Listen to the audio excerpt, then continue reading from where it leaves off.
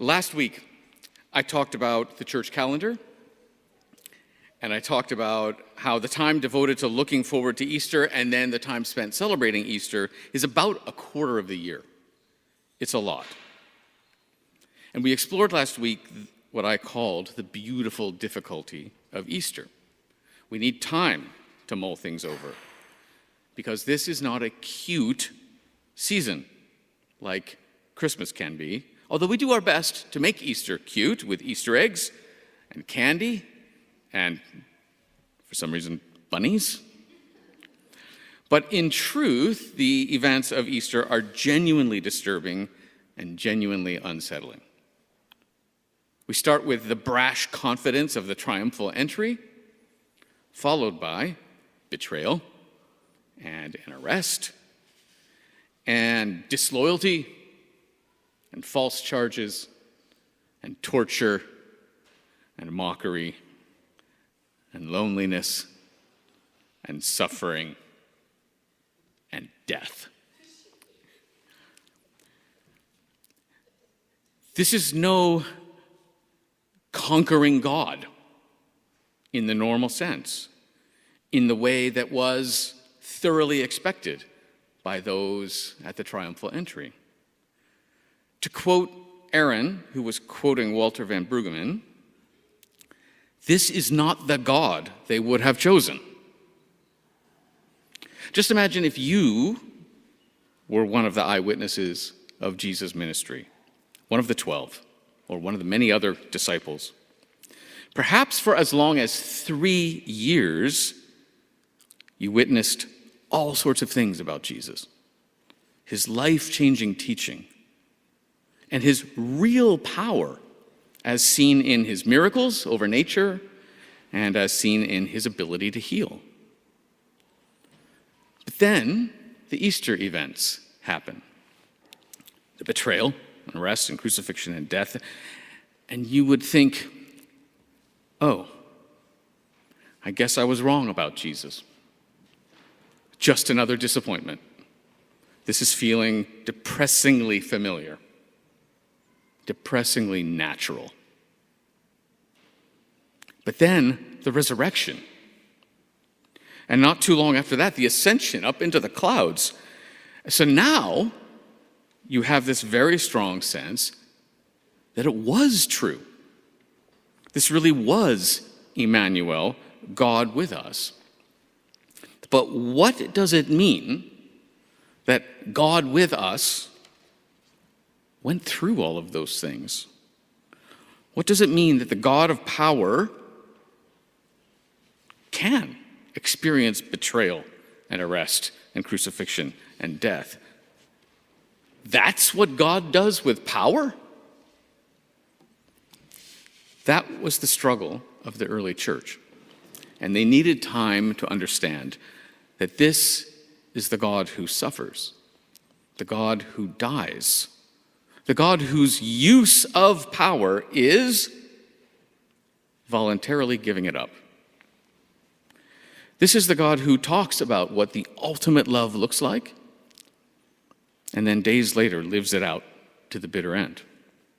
No greater love can anyone have than this, to give up one's life for one's friends. And as we saw last week, even the wonderful plot twist of the resurrection was, at first anyway, just too much. The original ending of the Gospel of Mark shows us that even the bravest of Jesus' disciples, as we saw, the women who stuck with Jesus through everything long after the men had run away, even they lost their minds when they heard the good news from the angel in the tomb. Trembling and bewildered, the women went out and fled from the tomb. They said nothing to anyone because they were afraid. The end. Easter is a lot to think about, and it takes time. The early church struggled. We struggle. They learned a lot. We're learning a lot. But it does take time, so we have this 50-day season of Easter that we're in right now. And other than the 6-month stretch of ordinary time through the summer and the fall, Easter is the longest season of the church year, which makes sense. We need time to ponder what it all means, to figure out how Easter can shape the way we think and the way we live. Now, there are so many ways to reflect on Easter and the resurrection. This morning, we're just going to look at one. We're going to reflect on the physicality of the resurrection, looking just a little bit at what that meant for the early church and what it can still mean for us today. So let's just look at some Bible passages. This morning, right up there behind that door, the older place kids are right now hearing the story of the road to Emmaus, where on the very day of the resurrection, I don't know if people realize that, it's the day of the resurrection, Jesus joins two disciples who are taking the hours-long trip from Jerusalem to Emmaus, and Jesus basically pranks them. That's really what happens there, right? He pretends not to know what's happening lately. Anything interesting happen in Jerusalem these days? And they're astonished he doesn't know. They even ask, are you the only person in Jerusalem who doesn't know what's going on? Are you the only person who doesn't have Netflix? It's that kind of thing. Like, you don't have a television? What's the matter with you? It's that kind of question. They explain the events, and they also say that there have been rumors that the women went to the tomb that very morning and had talked with some angels who told them Jesus was alive again. They took the action that men usually take. They sent actual men to check it out. And sure enough, the tomb was empty, but Jesus they did not see. Continuing the prank, Jesus pretends to be walking farther than Emmaus, but the two travelers say, it's going to be dark soon. Just stay with us. So he does. And during the evening meal, this happens. Jesus took bread, gave thanks, broke it, and began to give it to them. Then their eyes were opened, and they recognized him, and he disappeared from their sight, completing the prank. They asked each other, but weren't our hearts burning within us while he talked with us on the road and opened the scriptures to us? They got up and returned at once to Jerusalem, which is ours. There they found the other disciples who said, it's true, the Lord has risen and has appeared to Simon. And then these two travelers told what had happened on the road to Emmaus and how they recognized Jesus when he broke the bread. That's what the kids will hear. We're going to keep going. Here's the next verse. While they were still talking about this, Jesus himself stood among them and said, something impossible, peace be with you, or shalom. They were startled, of course, and frightened, thinking they saw a ghost. And he said to them, why are you troubled? Why do doubts rise in your minds? Look at my hands and my feet. It is I, myself. Touch me and see. A ghost doesn't have flesh and bones, as you see that I have here. When he had said this, he showed them his hands and his feet. And when they still did not believe, because of joy and amazement, Jesus asked them, well, do you have anything here to eat? And they gave him a piece of, I love this detail, broiled fish. It's broiled. That was important to document. It's not baked, you know. And he took it and ate it in their presence. I want you to notice how these stories center on eating and food and seeing and touching. And notice that those sensory experiences are good, are ways of coming to know Jesus, ways to experience Emmanuel, God with us. Because we engage the physical world with our senses. And the physical world is where Jesus was. And that pattern continues in our next passage, which is from a different gospel. Here from the Gospel of John, the last one was Luke. Here from the Gospel of John is a different account of what happened on that evening, the very first evening of the very first Easter Sunday. Why am I saying the first evening of the Easter Sunday? How many evenings were there in an Easter Sunday? There's just one, really, now that I think about it. The disciples are huddled behind a locked door. They are scared, bewildered, confused, unnerved, maybe a little bit embarrassed by how scared they are, by their lack of faith. Jesus suddenly and impossibly appears in their midst. And while they might, with good reason, expect a bit of a scolding from their rabbi, "But I told you I would die and rise again," that's not what they get. Instead, they hear the normal greeting of that time: "Shalom, peace be with you." Jesus then shows them the wounds that can still be seen on his physical body. He talks of the Holy Spirit and forgiveness and community. A week later, it happens again. But this time, Thomas is with them. He missed the first appearance and is, quite understandably, having a hard time getting his mind around the whole resurrection thing. So again, Jesus appears, despite the locked doors. Again, Jesus does not scold, but says, "Shalom." And Jesus then encourages Thomas to gain knowledge through the senses. Jesus says, "Look and understand. Touch and understand." Now let's move ahead in history to the early church in Jerusalem, as it was trying to live out what it meant to be the people of God in light of the crucifixion and the resurrection. And among other things, the resurrection showed the early church that Jesus was so much more than they could have asked or imagined. They had a different perspective now. So they looked back on the Easter events in a new light. And they remembered the new commandment Jesus left them during the Last Supper, which was, "Love one another as I have loved you." And when they looked back on the crucifixion and the events leading up to it, they finally grew to realize just how deeply Jesus had loved them, and therefore just how deeply they were called to love one another. So the early Christians tried to live out that love, to obey that new commandment he left them. And one of the ways they did that was by sharing their wealth and taking care of the poor among them.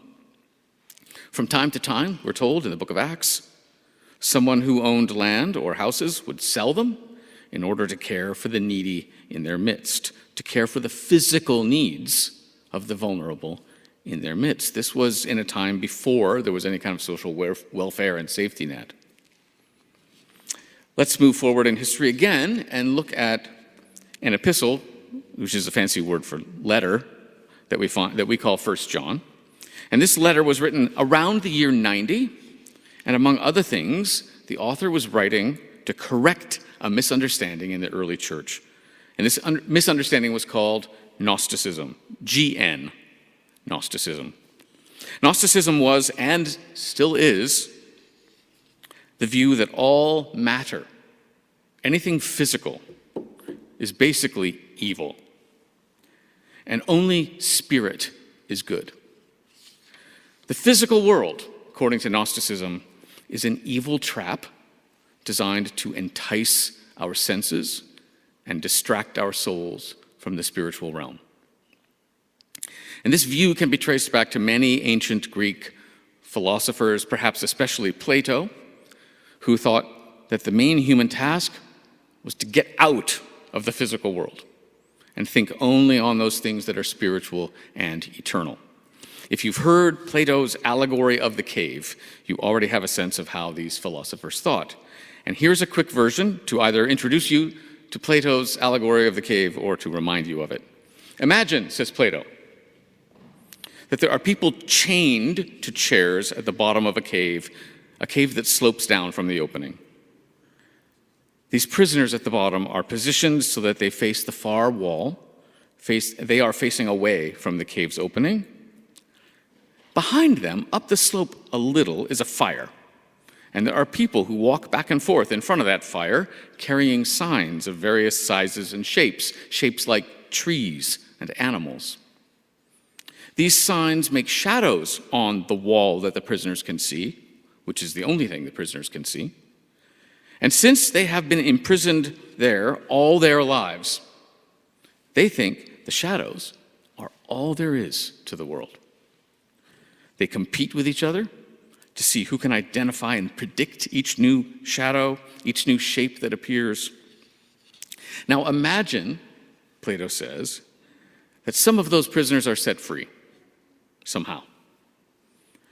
Imagine they eventually turn around, walk up the slope, and see fire for the first time.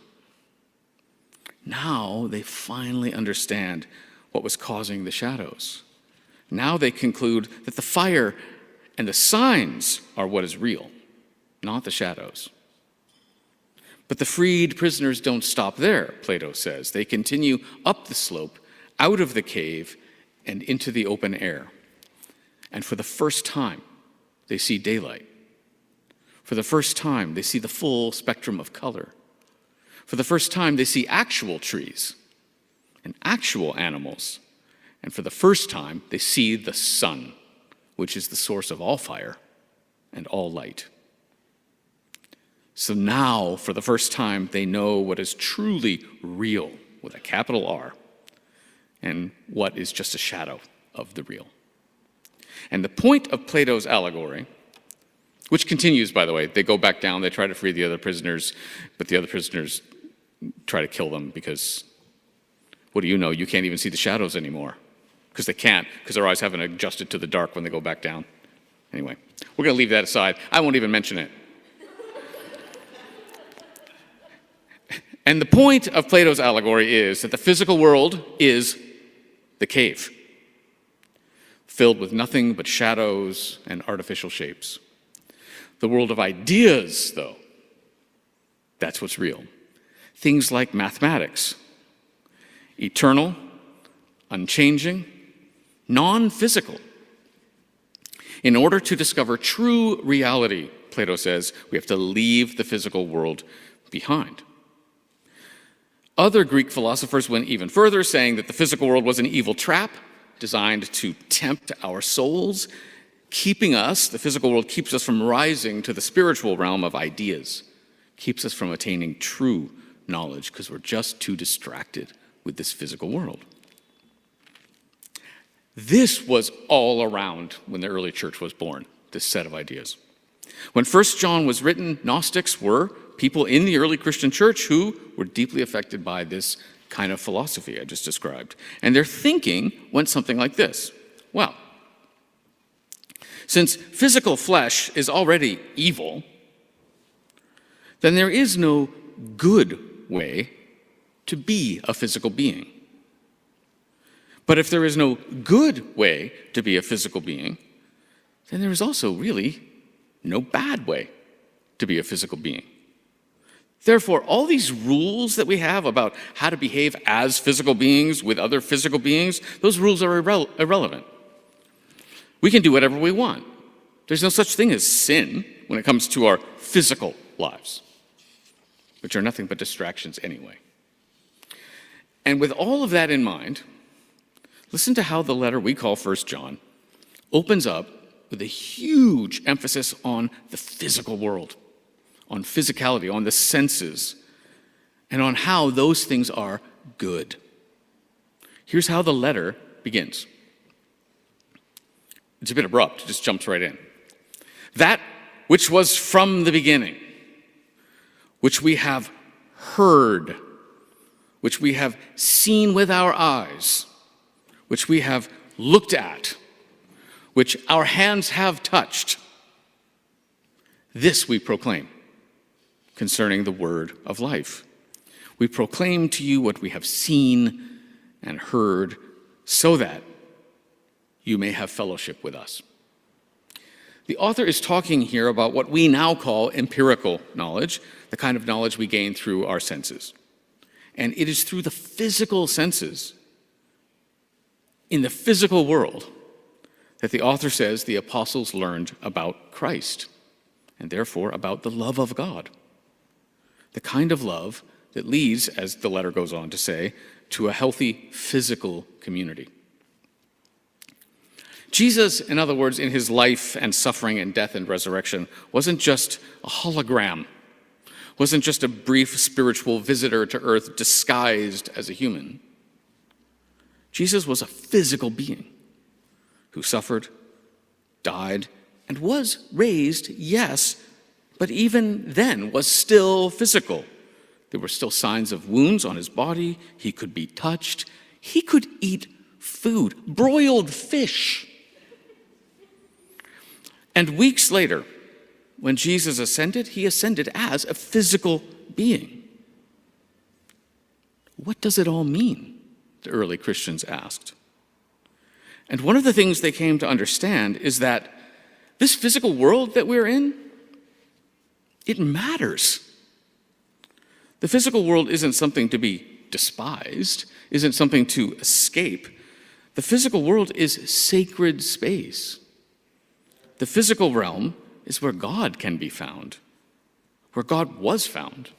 The Word became flesh and dwelt among us. The Word is still flesh. And that means that we, as opposed to everything the ancient Greek philosophers said, we as physical beings matter. As one very clever theologian once said to me, matter matters. It matters how we treat ourselves. It matters how we treat others. It matters how we treat our earthly home. It matters what we experience as physical beings. And we can gain true knowledge through our senses.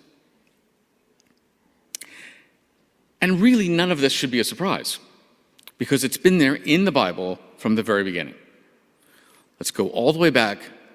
Take me back to the garden. The Garden of Eden, and Eden is a word that could also be translated delight, to the Garden of Delight, where we find the creation of humanity as fully physical beings in a physical world, where we are told that one of the healthy patterns in humanity is to leave one's childhood home and find a mate and become one physical flesh, where we are told that the humans were naked and unashamed, and that's hard to do if you're a ghost. Notice how thoroughly physical it all is, and how beautiful and how intended it is as God's good creation. Now, there are some wonderful and interesting implications to all of this, implications that could take years to explore. I mean, it's been about 2,000 so far. We're still exploring. I'll mention just two very, very briefly and inadequately: science and art. So first, science. I want you to remember once again, Jesus insisted that the disciples gain empirical knowledge of his resurrection, knowledge obtained through the physical senses about the physical world.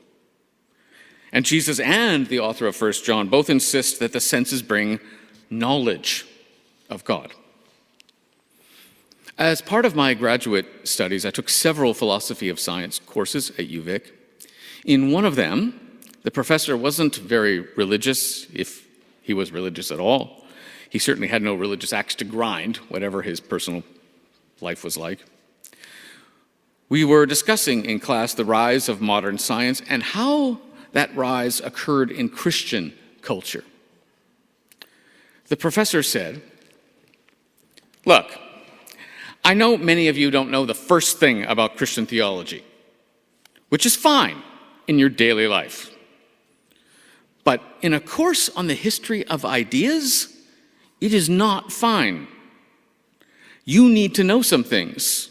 Let me explain to you about the incarnation and the crucifixion and the resurrection." That was a funny moment. A lot of frowns around the classroom, but I was just kind of chuckling inside. So he did explain these things pretty well. And then he said, "Notice how the physical world is dignified in this Christian understanding, especially when you compare it to Plato and the ancient Greeks. The physical world," he preached, "is where God can be found. It's where the good stuff happens. We shouldn't be busy trying to escape the physical world in this view. Instead, God is joining us in the physical world. And then he said, now I don't expect you to buy any of that. You don't have to believe it.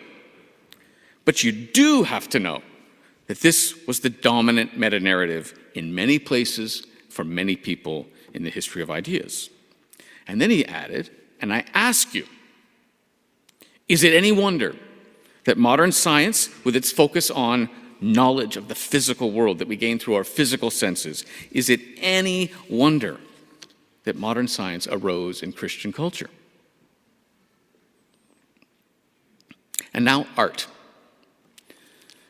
As the goodness of the physical world, a goodness first affirmed by creation, but then double confirmed by the resurrection, as the goodness of the physical world sank in deeper and deeper, over time, God became conceived of as the great artist of this world's physical art.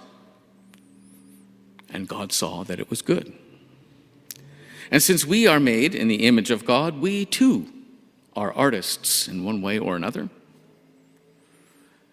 As you know, art is an amazing thing. Art is always made thoroughly in the physical world. That's where art is. But there are times when it seems to transport us out of it, into another plane altogether. But then we always return to this world, to this physical world. And when we do, after an experience like that, we have an even deeper appreciation of the physical world we have been given and of the physical lives we have been given. Tonight, for example, we're going to be having this month's Thin Place gathering, as you heard. Now, especially in the Celtic world, a thin place is a place where the boundary between the physical and the spiritual worlds feels especially thin. Tonight, while musicians are arranged in a circle right down here, facing each other and focused on making beautiful music together, in the flow, improvising, there will be people all around engaging with that musical art in a variety of ways. Some will be looking at the lyric booklets and singing along. Some will just be listening. Some will be sitting with eyes closed, letting the art take them wherever it will. Some will bring a blanket and lie down on one of those pews. Some will bring sketchbooks. Some will use whatever art materials will be out on a table back there. And it will truly feel like a thin place. But this morning, let me suggest this. It's not a thin place because we get a sense of what it's like to leave the physical world. I want to suggest that it will be a thin place tonight because we'll get a sense of what it's like to have God join us in the physical world. Emmanuel, God with us, in the midst of our physical art, in the midst of this physical world. So let me repeat my philosophy professor. The physical world is where God can be found. It's where the good stuff happens. So, once again, as fully embodied physical creatures who are called children of God, not pretend children of God, not ghosts trapped in body machines, but physical creatures who are children of God. Alongside the early church, we are still growing, we are still learning, and now with maybe just a little bit more depth and awe, we can say once again, Alleluia, Christ is risen. The Lord is risen indeed. Alleluia.